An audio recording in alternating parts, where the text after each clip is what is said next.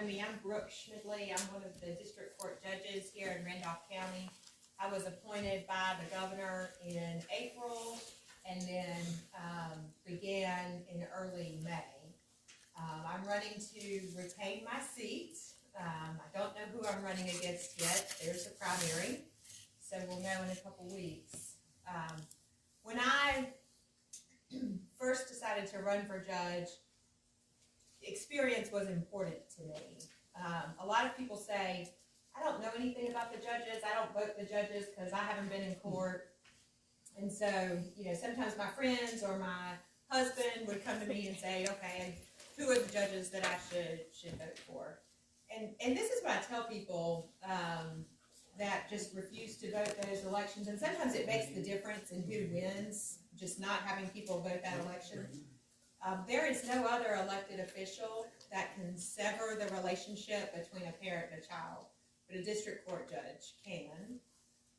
There is no other elected official that can limit your right as a parent and say when you get to see your children or which decisions you get to make for your children, but a district court judge can. And there is no other elected official that can take away your freedom, but judges can. And when you think about judges overall, district court judges are the people that are making decisions that affect your life most closely. We hear about some of the big decisions or the U.S. Supreme Court. It's district court judges that are making decisions typically that affect the lives of people. So in my view, it's really important that the people who are judges have had active practices and really know the law in each of those areas.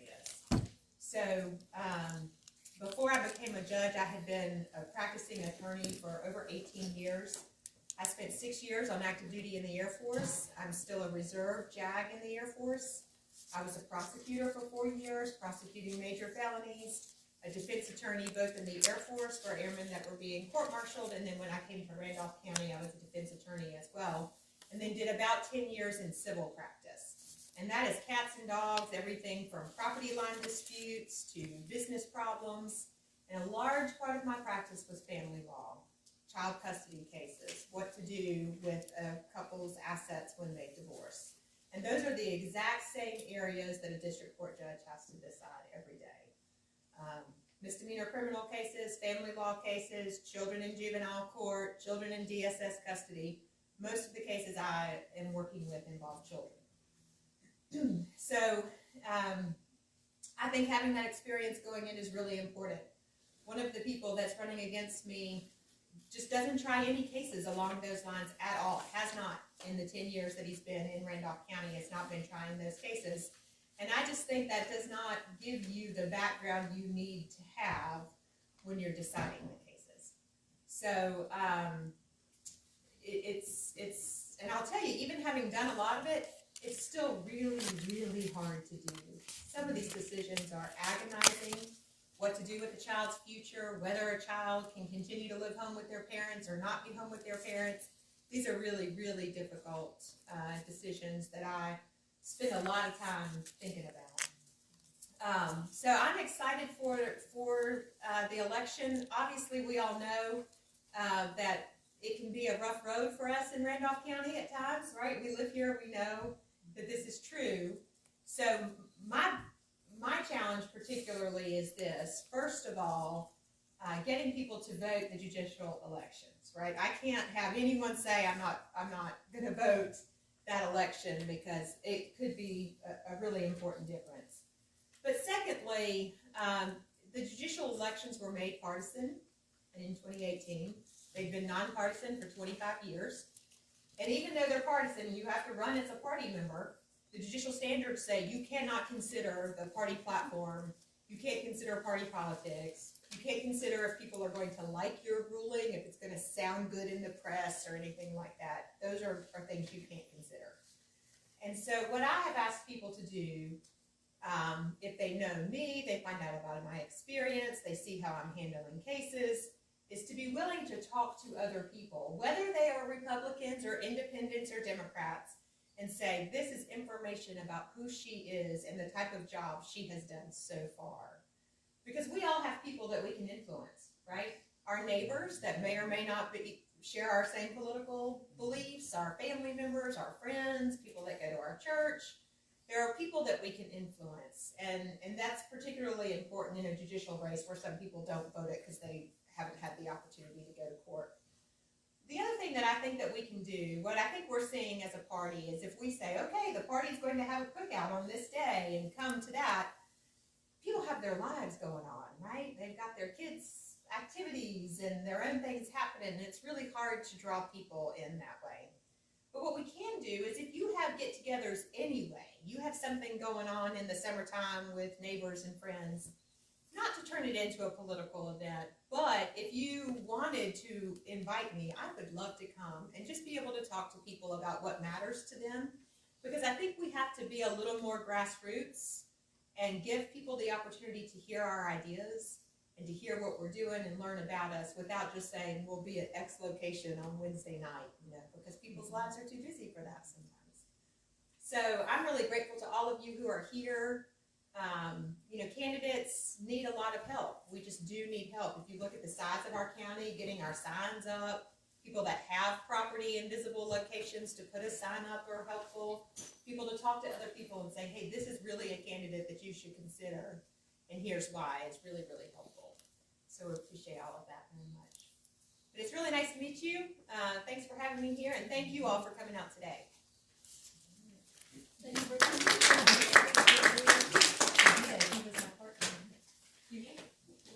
So some of you may not know this, but people have talked to Brooke and told her, asked her to vote as a Republican, and she's sticking with her party. And I would tell her that she would give her a little boost for that. Jane, would you like, Jane Gant is running for NC Senate District 26. Good afternoon, everyone. Good afternoon. Well, I'm going to piggyback off of what Brooke said. If you're having a cookout or anything this summer, just call me. I'll come. I won't disrupt, but I'll be there. But let's talk seriously about what's happening right now. Not only with Randolph County, but what's happening with our country.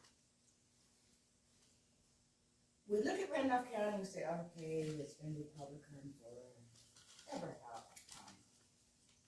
Change starts with us. We can be that change. And we can look at some of the things that's happening within our county. I'm running on a platform, Medicaid expansion, education, transparency. Let's talk about the Medicaid expansion. I came back here to Randolph County in 2000 due to family issues, property here that had to be taken care of.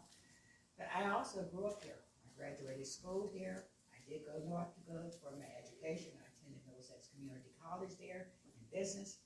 Came back here in 2000, spent more than 20 years in corporate America in the state of New York and New Jersey. So when I came back to Randolph County, I was offered an opportunity with Randolph Cancer Center. I think it's one of the greatest facilities that Randolph County has ever had a chance to put arms around. Back as far back as 2012, we were writing letters to Raleigh, excuse me, begging them accept the Medicaid expansion. It was rejected. So many times when we look at what is happening in the White House, we don't realize those same policies there are being enforced right here in North Carolina and the state. So, you can have all this disagreement with the White House, but it's being controlled here. We're dealing with the same situation that Obama dealt with. A House and a Senate that's controlled by the Republican, with the Democrat government. And only we can make the change. Thank God for 2018 election, what we did see. You see what a change it made in Washington when we were able to take the House. But in 2012, we were begging for Medicaid expansion. We wrote letters. Now, we're at a point where the county is ready to borrow money. $20 million. They want to borrow it on your back. On your back. That's not the big donors. That's on us people that get those tax bills every year and wonder how, we got to get it paid before. And I can tell you, January the 5th, you got to have your tax money in. And even if we get to $20 million, it's not solving the problem. That's just a Band-Aid on the cancer within hospital. Because what's going to happen, I don't care who you are, whether you have the income, the access or not. If one of your relatives that does not have coverage is sick and need help, you're gonna take them to the hospital. There's not a doctor in the world that's gonna say, oh, can't touch you, you don't have insurance. So it's gonna continue. It's gonna continue. And those people that are sitting there enrolling right now are still rejected. Why would you reject money that the federal government is willing to give to you to help you? And then I think about my son, I think about my grandson, I think about the young couples that are entertaining come into this area. A couple of things they look at. I know I did when I was in New Jersey. I want to know about the medical facilities and what kind of school systems are available to my child before I buy in that community. What young couple today would want to come here? Thinking about starting a family and thinking, wait a second, and especially the southern part of Randolph County, I might have to go 36 miles to deliver. Can I make it there in time? And not to mention our educators. We've got some of the best teachers in the world right here in Randolph County. We want to keep them. But if you keep raising the taxes, inflation keeps going up, and you can't blame a young couple today to say, hey, they're paying me just here, but I can go 20 miles north and make $10,000 more a month. I saw it happening at our hospital. And you can't grudge people for doing that. Everybody's looking at, everyone has a home that they're trying to protect. And it's up to us, but it starts with us. And as Brooke was saying, you start a small group of us. You're having a cookout. You don't know me. But you're having a whole crew of your family members coming. Family reunions are coming up, which is big here in Randolph County. I'll tell you, that is one of the biggest turnouts in the world, and probably one of the biggest fights too. But you're having a family reunion. Let me just stop in and say hello to your family. I'd love to. Tell them a little bit about me. I'm not a politician. I didn't come here with the intent of becoming one. But I started out on this road with being angry. And anger gets you nowhere. You go to bed, you're frustrated, you wake up the next morning, you're still angry. So you make a decision. Instead of being angry, I'm gonna stand up and say something. If nothing else, I feel better. I've got somebody to scream at other than myself. I walk around going, oh, what a super thing you're saying now. Stop it. Let's start doing something. Let's start making a stand. And all it takes is just one person at a time. And we bring our family. Start with your family. Even your Republican family. The ones that you've had to sort of walk away from and say, hey, we need to talk now. You're independent. But it's time we come together for the better, and not only of North Carolina, Randolph County, but of that White House. Do we really want another 4 years of what we're seeing happening now? I'd like to think my grandson could come and watch TV with me or watch videos with me one night without me saying, no, you gotta leave the room, Trump is speaking. That's not the way you raise children today. It's not the way I raised my son. And I just ask you, support me. You want me somewhere, I'll be there, I promise you. I don't have all the answers because I haven't been down this road. I'm not a politician, but I will tell you this much. If you raise your hand, you ask me a question, I will tell you honestly. If I don't know it, I don't know. But if you give me your name, your telephone number, I promise you, I will find the answer. And I will get back to you. Good, better, and different. I'll tell you what the outcome is. So all I ask is for your support, okay? Thank you. I have one question or sort of suggestion here. My memory is not as good as it used to be. When you walk up there, I would like for you to tell me 2 times what your name is and what you're running for. Because I want to be able to say, this is the woman, this is her name. I want you to know who she is because I do. Can you, because I have Jane. My name is Jane Ledwell-Gant. Thank you. And I am running for Senate, for North Carolina Senate seat, District 26, okay? Thank you very much. And thank you. Thank you for bringing that to my attention, because that will stay with me. from now on, you're gonna say, why is she saying that twice? I'm gonna say because there was a lady around, so you told me. to Crazy say it. ladies, yes, it's been a bad memory. Thank you. Can we give her a hand, please?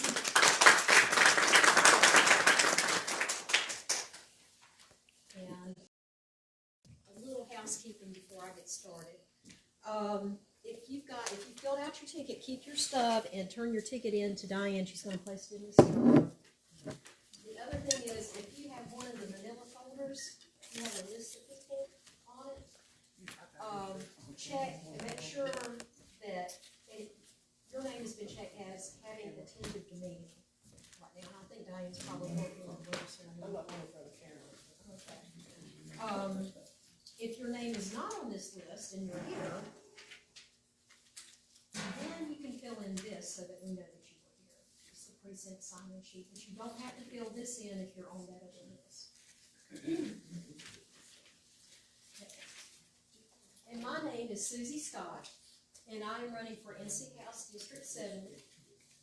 And I agree with Jane on many of the issues she talked about. I certainly believe that we should be expanding Medicaid.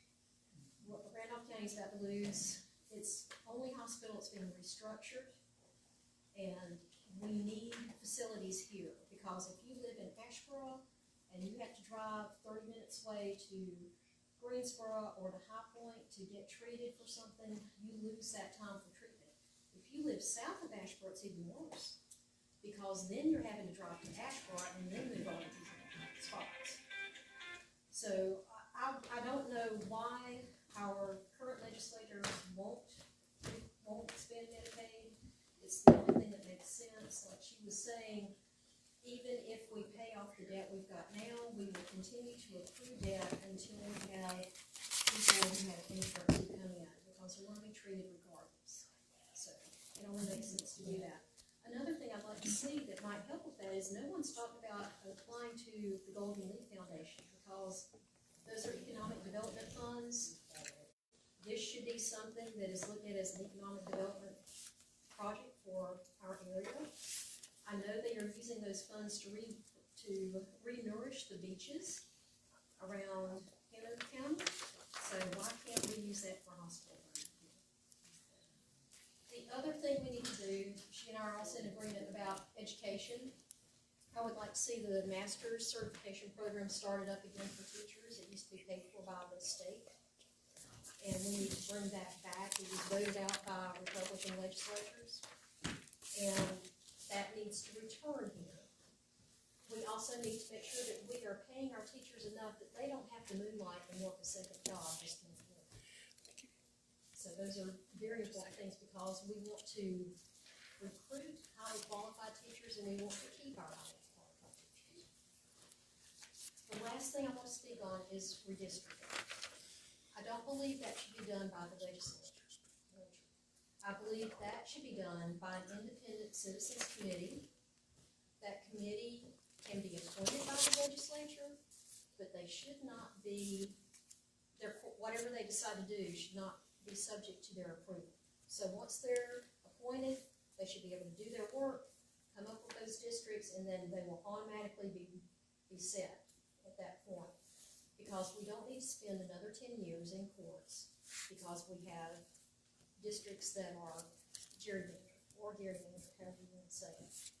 It's time that we find a better way to do this, and that's the one way that I would feel comfortable seeing it done. So, and that's really, those are my major points. And one more time, my name is Susie Scott, and I'm running for NC House 70. So thank you for that suggestion.